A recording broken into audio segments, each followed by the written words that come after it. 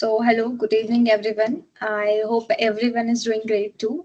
And greeting everyone. Be grateful to have all of you with us today. Let's begin our session with an inspiring quote. Art is the most intense mode of individualism that the world has known. A very good evening to the guests. As your host, I Nandini would like to warmly welcome each and every one of you today. It's given me great pleasure to extend a warm hellos to every one of you gathered here today. And it's a huge honor for us to have someone of this caliber here whose involvement on the topic of art, artist, content, and strategies. Now there's a few lines regarding the topic of the event I would like to share. Art is not just a creation, but a conversation with the soul. The artist channels their visions through every brushstrokes, every frame, or every note, often pieces of themselves. Success in the art world requires more than just a talent. It's about understanding the audience, adapting strategies to reach them, and finding the courage to express what others may not see but deeply feel. Before I proceed further, let me take a brief moment for the introduction of organization. SEMS Welfare Foundation is a registered non-profit organization is dedicated to social impact across various sectors. We focus on education, particularly skill development and entrepreneurship. Through our initiatives, TG Saksham, we have created training programs in IT, finance, retails, and entrepreneurship impacting over 6,000 individuals. Fame Leads and other SEAMS initiatives empowers women through workshops and stories of successful female entrepreneurs. In just a short time, SEAMS has established itself as a force for positive change, equipping individuals with skills for employment and promoting women leadership in various industries. Now, let me take this wonderful occasion to publicly present and welcome Ma'am Rajeshri Ranade, the speaker for today's international webinar. Now, I would like to share a few lines about the speaker. Ma'am Rajeshri Ranade is the co-founder of Art Beyond Contemporary, supporting contemporary artists with tailored service.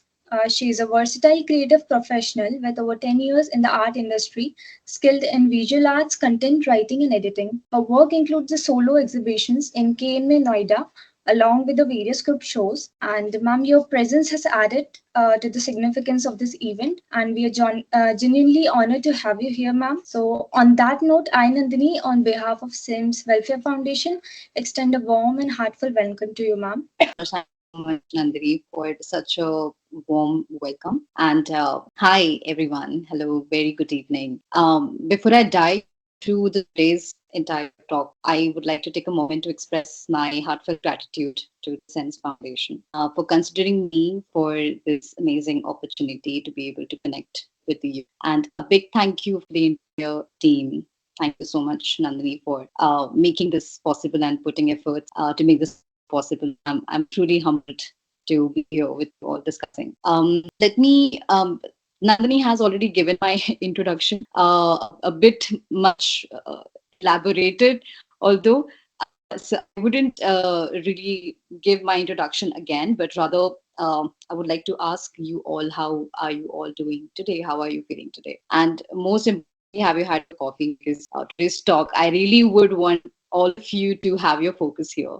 Because, this discussion is gonna probably make a good use of that coffee, that caffeine. So to, I am having this extreme privilege of discussing something which is very, very, very close to my heart: artist, content, and strategies. Now, one might say that why abruptly, suddenly, why I've just thrown all these words together in one sentence, trying to make sense. What are these words doing together over here? So let me help you kind of unwind these words. As you see, artist, content, and strategies. Probably one might think of, this talk's probably going to be about something, Leonardo da Vinci or a painting or a sculpture, because that's how always art has been perceived. Something tangible, something that has to do with color, something that has to do with beauty. But what people often miss out here, in order to reach to that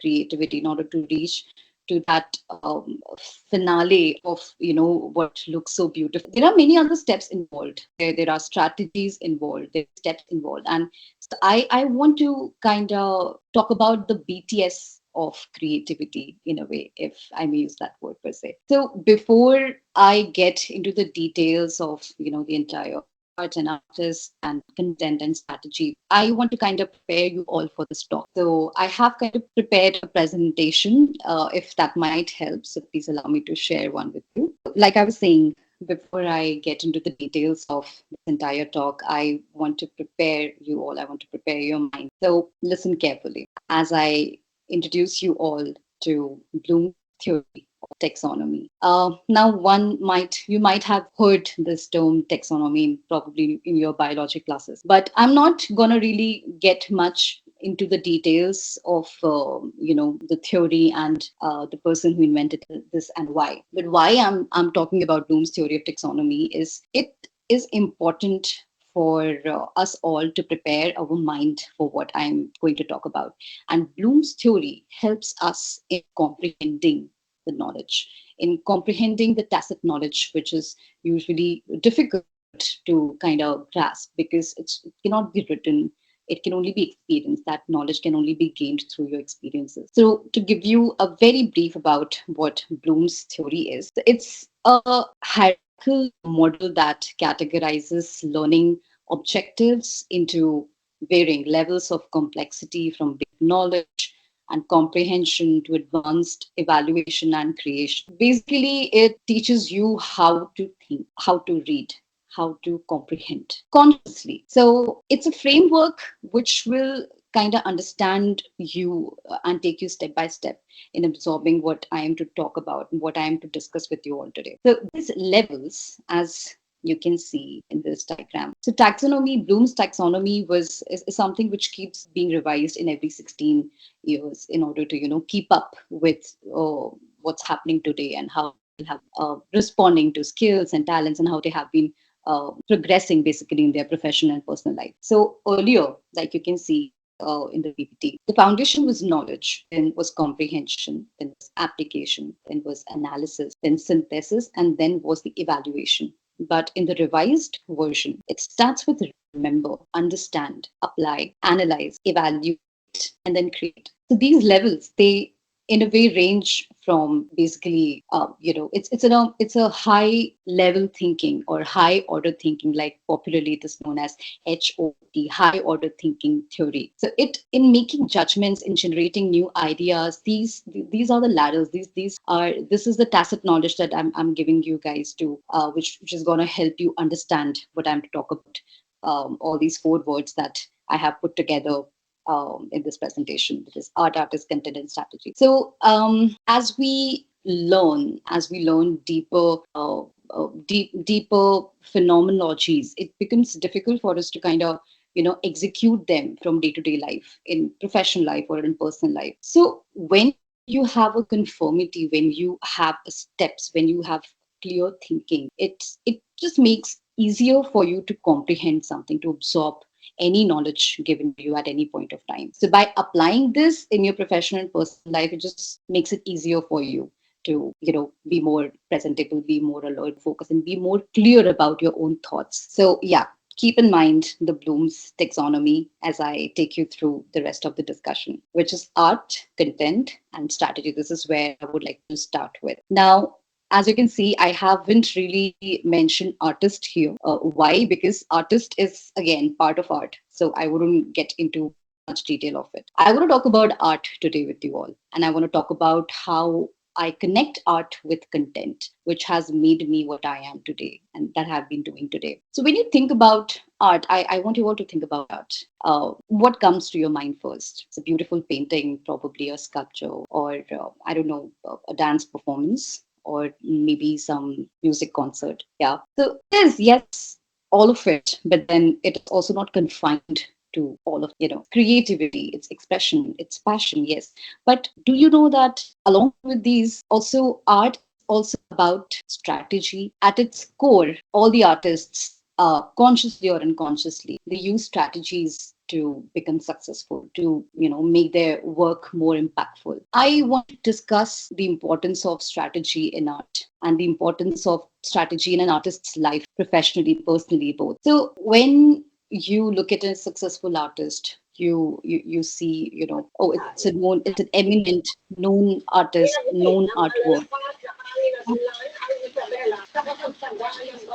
I'm sorry, I got a little distracted. Okay, so I was talking about artists and how consciously, they have strategies to make their work more impactful, and I want to talk about that. So one of the main element in making their identity stronger is branding. And of course, all of you being MBA students, being as aspiring artists, creative people, probably would know how much important it is to market what you do, to talk about, to show what you do and present. And so branding and identity is where, defines where you stand. And then having an online presence, building an online presence as an artist, as a creative professional, be it you're starting your own company, or you're working in a new office, you have a new set of responsibilities, you are working in a leadership, you have to have an online presence, in the sense,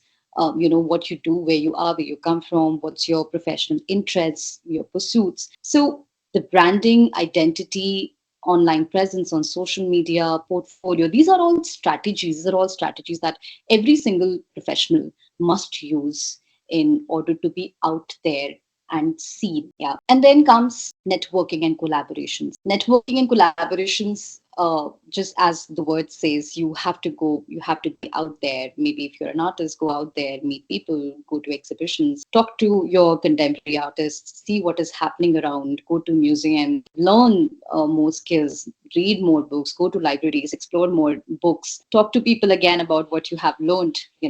So it's important to also have not just the online presence, but to also have kind of a presence in real life, where you're actually socializing and networking with people and finding ways to collaborate with different artists, or different brands, to kind of again show your interest, to be out there in the world. While you're strategizing as an artist or as a creator, apart from the marketing, there is another very important factor that one must keep in mind, which is content, and the beauty of it, and how can it be utilized in your favor. And once you know how to utilize content in your framework, in your profession, you have already cracked half of the exam. So it's these are the steps, these are the clinical, conscious steps that one can take, or one already do, in order to be successful artist, or to be a successful content creator, or even a writer, whatsoever you are pursuing in your profession. After discussing with you about art and artists and content and strategy, there's another beautiful tangent to it, how we look at content. Now, one might just say, yeah, content is what, you just write it on social media, or just write some blogs and articles, and use SEO keywords, use backlinks, and voila, that's it. You have written a very well content for yourself. But no, sorry to disappoint you, it doesn't stop there. Content with creativity and conformity. Now, this is what I want to discuss with you and what it means. Creativity with conformity is where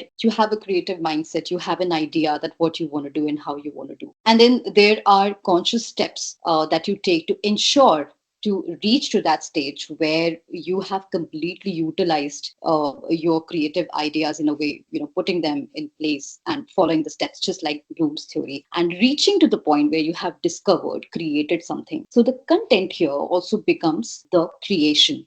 And again, in order to reach that creation, there are 5 steps below that you must follow. Creativity is embracing authenticity. It is not limited to the arts, but applies to solving innovation, everyday tasks, like I said. And yes, it is the thinking with discipline, like I said. It was generating new ideas while following the guidelines, allowing creative expressions with certain frameworks, ensuring that innovation is both meaningful and aligned with existing values, expectations, or constraints. And the role of content in art. Now, this is my favorite topic within the favorite topic. Often people look at content as, okay, I do content writing, maybe must be writing blogs or something, writing about some exhibition or something. But as an artist, how is content important and where is it important in your profession is something very few people talk about. They might know, but they don't. There are no such mediums where artists could come and talk about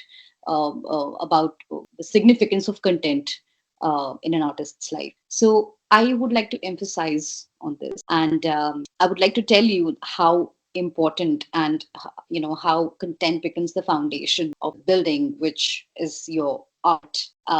And being able to articulate your artistic ideas, your creative expressions in words is, particularly very, very, very crucial, especially today for the contemporary artists, established artists, eminent artists, or any creative person who is professionally wanting to, be make a presence in this domain. So now, content in art. What could be the content in art? Oh, the first thing probably you would think about it. Somebody writing about I made a painting, and somebody writing about that painting. Yeah, sure it is, but then there are many other tangents to it. For instance, as an artist, I need to have a set of artist bio. I need to have artist statement, artist portfolio, artist profile, because okay, I'm showing my work, but what are these works? What do they stand for? Yeah, you will probably not get to hear this in any university, any fine arts university, or any organization. Nobody will tell you this, because students are not taught. They are probably taught how to be an artist, but are not taught how to sustain as an artist, specifically here in India. So that's where I want to be that voice, where I help these people, and how I struggled during the time when I was still coming out as an artist. I was still understanding the things, the steps it takes to be one. So yeah, please take notes.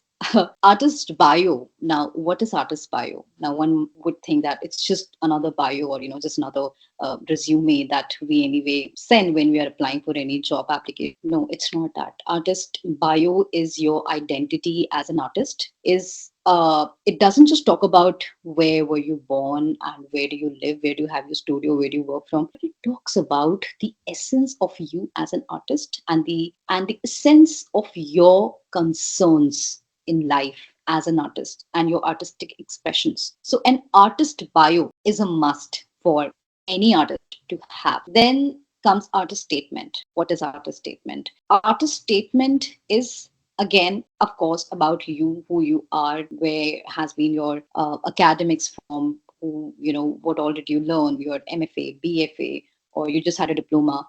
But it's not also restricted to it. It has to have the idea of, what you work on, what is your concern. Say, I am a photographer, for instance, and my concern is global warming. My concern is all the environmental issues that are happening today. My concern is water pollution. So my artist statement will have to talk about it. And not just that what my concerns are, I will also have to talk about why are these concerning to me. So that becomes an artist statement. That becomes, it's like you're reading into my brains. You're reading into an artist's brain. What is going on? Why does, this bother me? Why am I concerned about this? So it's connecting these dots together is where your artist statement becomes very important, very, very important for you as an artist to have. Then it's artist portfolio. Artist portfolio is again like any other portfolio, but it is slightly different because artist portfolio have all your works, all your artworks documented. So having an artist portfolio is ensuring that all the work that you have done, be it a painting, be it a text, be it a drawing, to ensure that you have them well documented with you. And, you have a complete PDF in a PDF format. You have the documentation of all your works in good resolution. Very important, because as an artist you cannot travel with your painting everywhere to show people that this is what I do. You must have your portfolio with you to show this is me. So yeah, artist bio, artist statement, artist profile. Now next, what is it? Artist profile. Yeah,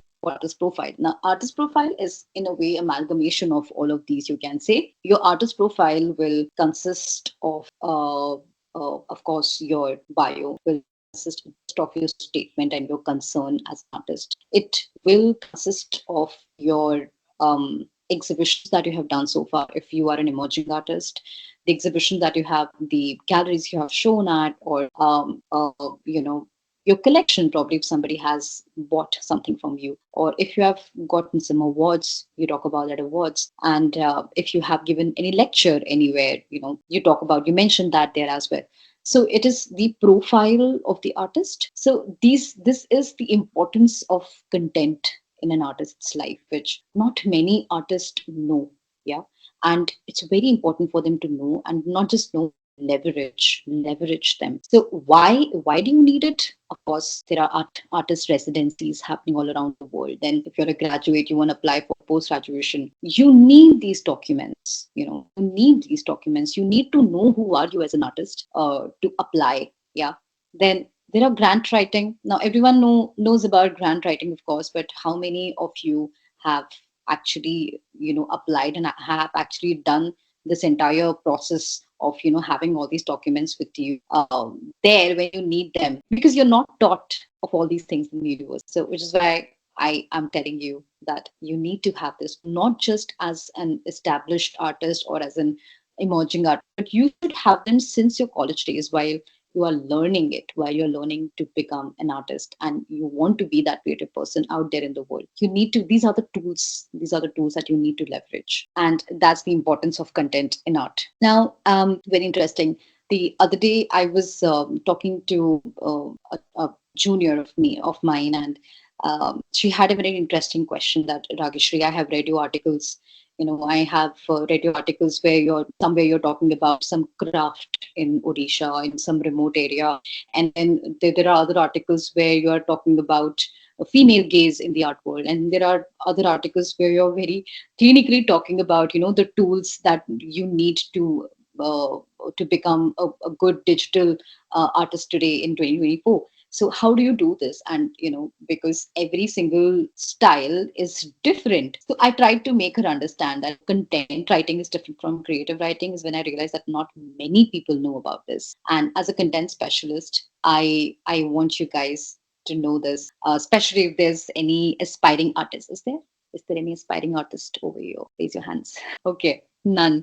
But still, I mean, in any profession that you are in, or if you know someone who aspire to be an artist, you artist or writer, you should pass this on.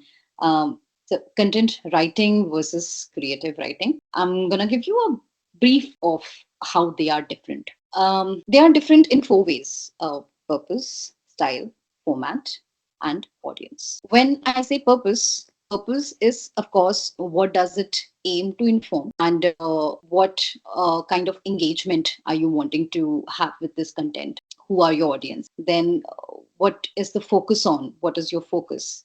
Is it marketing or is it SEO? SEO, for those who do not know, it's search engine optimization. Creative writing, where else? It seeks to express emotions and tell stories, explore ideas by prioritizing your artistic expressions. Now, when you're doing a content writing, you have content writing is basically information put very clinically and which is technically informed, whereas creative writing per se doesn't probably have to be technically sound, but it has to have the expression, it has to have the essence of what your idea is, and the authenticity.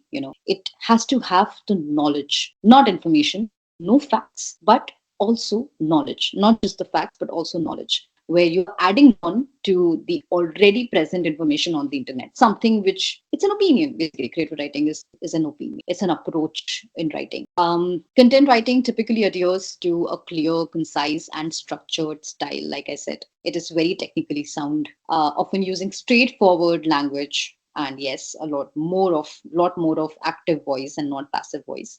Whereas creative writing, it allows for more artistic freedom, employing varied styles, literary devices, and imaginative narratives. So, like I mentioned before, creative writing you have to be authentic in doing creative writing. You cannot just provide an information and call it a creative writing. Creative writing has to be expressive. It has to have your essence. It has to have your thoughts, your opinion about something. Creative writing, for instance, includes articles, blog posts, social media content, product descriptions. It could be, any podcast, a script. Whereas creative writing will encompass more of fiction, poetry, scripts, personal essays focusing on storytelling and character development. Yes, also, um, I would like to add one more thing to it, which I did not mention it in the in the PPT. But so there's one more form of writing, which is called research oriented writing. Not many people know about this as well. So there's content writing.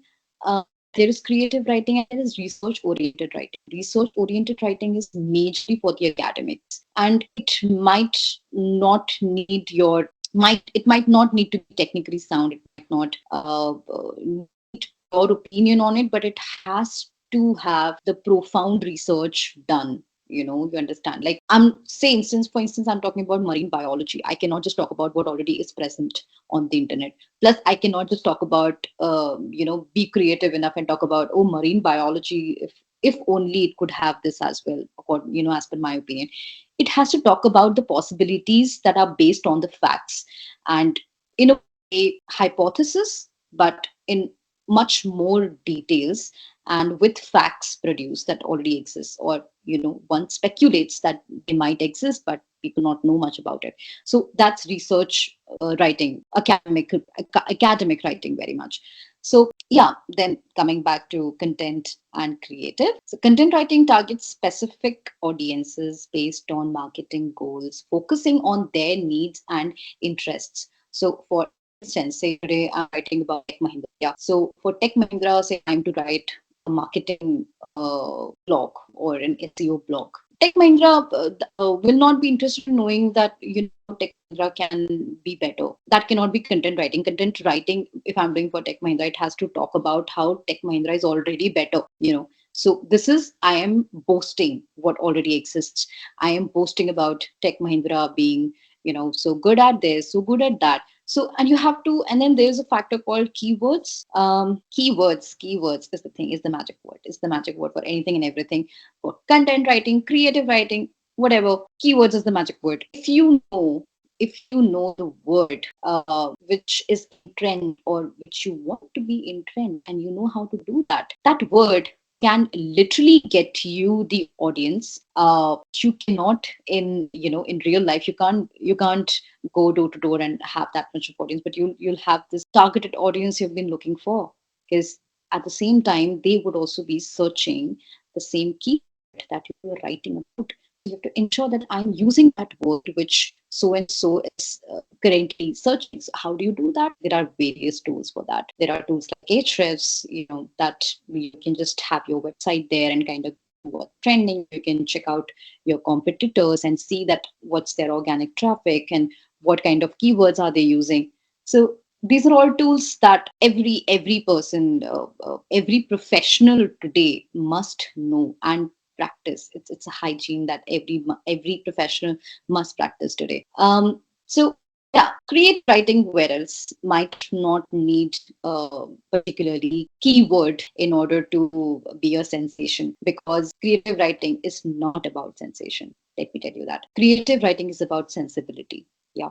So we understood two things. There is a sensation, then there is a sensibility. So creative writing is more sensible, sensitive. It has to be. Whereas content writing has to be sensational. Like, you have to make it a sensation. So, which is why you use the technology to talk about your stuff. So it's a other way approach. And creative writing is just the opposite. You just voice it out. You talk about what you actually feel, what you actually think is, your what actually is your opinion about it. So yeah, it's more of prioritizing a personal interest, or universal themes over targeted messaging. And so in all total, what I wanted to talk about is content, and how content is perceived today, and how artists are aloof of all these things. It's very important as a professional, especially as a creative person, to embrace these tools, to use these tools in your daily life. Say you're a musician, and you must today have an online presence. You must have a social media. You must have a LinkedIn. You must have a presence that you're posting on a daily basis. Online presence is super important today, and one cannot emphasize much on it. And if you know these little things, like keywords, how to do it, and once you know the strategy and you follow, then it's like a planned success. Yeah. So for both, for creative, non-creative professionals, it's very important today to go into the details. So I would urge all of you to kind of research more about content, more about strategies, more about these tools that one can leverage in their day-to-day life. Utilize it in your professional life as well, and pass it on. Please pass it on. It's super important.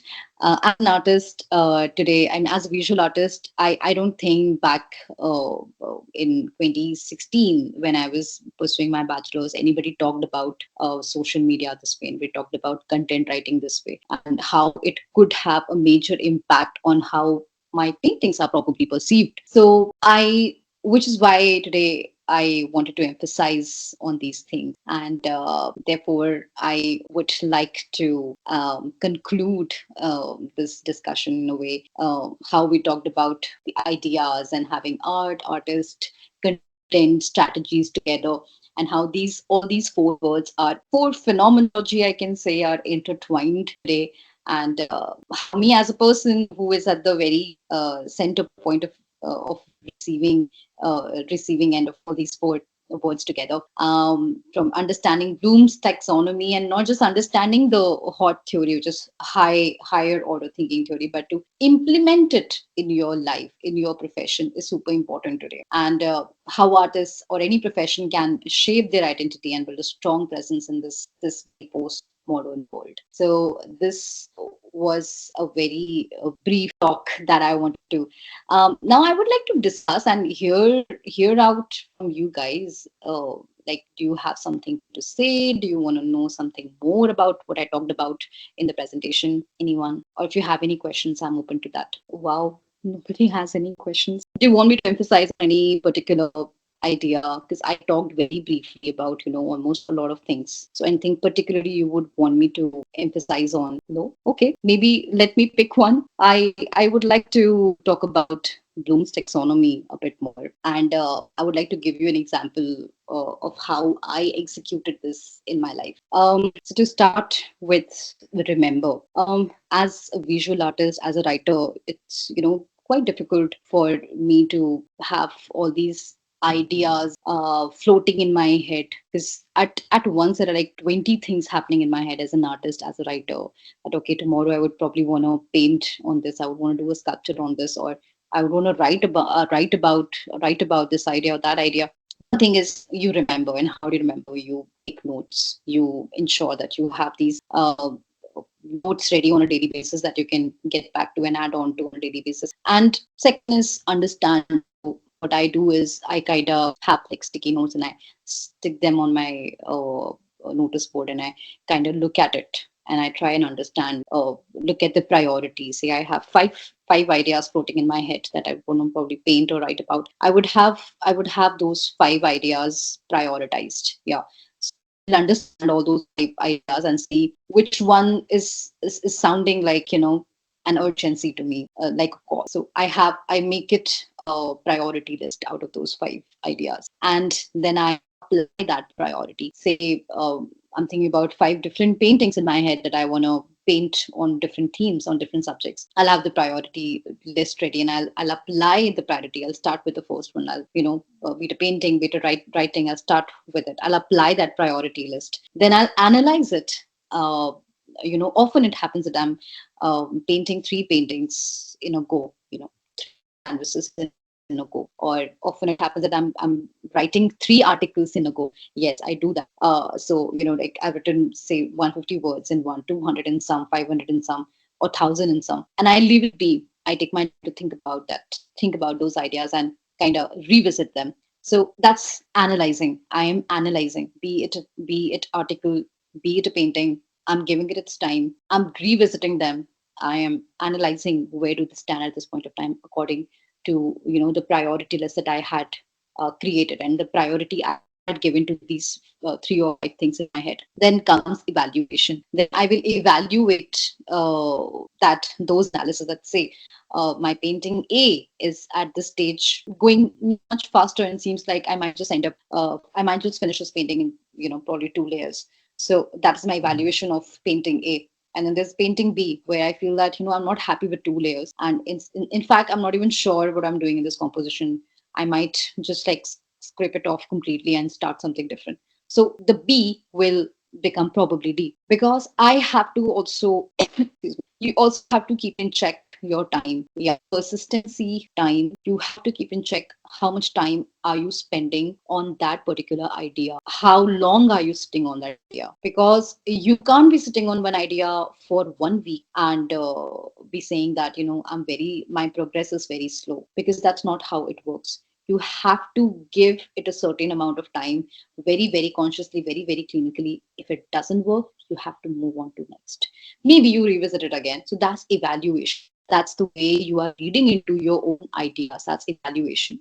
So you kind of shift from A to B, B becomes D. Maybe painting C is doing really well, so that takes place of the B. Or the write up, the painting the write up C is doing very well, so that becomes my second priority. Now evaluation is very important. That's how. Then finally, being you create, and then you do it. You do not second guess what you have evaluated. You do not second guess your evaluation or analysis. You just do it without a second thought. And that is something, Bloom taxonomy theory is something I have been implementing in my profession since 5 years now. And it has given me immense space to move on from what I have learned to something that I wish to learn, which is very important today. Often people get stuck with where they are, who they think they are, and what's their idea of themselves, their skills, their talent. But then there's so much more. There's so much more. If you go back to 19th and 20th century, people were not just limited to engineering. I mean, look at Leonardo da Vinci. He was not just an engineer, not just an architect, not just a painter. He was so much more. He was so much more. He even gave us the Da Vinci cut that even today medicine follows it. He gave us the very first aircraft. He gave us the beautiful Mona Lisa. So people valued their time, and they did it very consciously, and they did not sit onto one idea just because it was not working, hoping that it will come to me someday. So yes, so the conformity, creativity executed is, Bloom's theory, where you are literally executing the creativity and not just keep it in your head as just an idea. So do it, and do it. And there's no substitute to experience. Yeah, that was it from my end today. And I would really, really love to listen from you guys. How what did you understood from this? And I would like to discuss more. What are your thoughts? What are your thoughts about content, about artists, art today, contemporary artists, whatever may come to your mind? Please, over to you, Nandini. Ma'am, I have one question that here you have said that over one thought, like we shouldn't hold too much. Hmm. So, like sometimes it happens if content requires significant research, so it just take naturally long to create that. So, what should we do Hmm. in that case? Well, you keep it, like you analyze it, sure, keep analyzing it, but you do not need to sit on it. You have to move on. You have to have like three other things happening, three other things, because you are capable as a human being. People don't understand that your brains are capable of doing multiple things. You just need to set them in a way. You need to follow it clinically. You need to follow a structure which will make you more productive. Yeah. And then, yeah, sure, sit with that idea. If many times it happens with me, I don't look at my own painting for like 1 month. I turn it around. I turn around the canvas. I don't look at it. After 1 month, I'll get back to it, and then I'll execute. So the evaluation is still happening in the mind, but I haven't stopped there. I haven't been like, okay, you know what? I'm not moving on next until unless I have finished this article or this painting. That is the habit I'm asking to break. It can be done. You can break it very very consciously by following a structure in your mind and thinking, structurally, clinically, clearly. Okay, ma'am. Thank you for addressing this question. So, on behalf of this organizing committee, I like to express my hearty vote of thanks to our excellent speaker, Ma'am Rajeshri Ranade. And today we got the opportunity to listen to a fascinating and thought-provoking discussion on art, artists, content, and strategies. So she masterfully shared her knowledge, leaving us with insightful, inspiring ideas.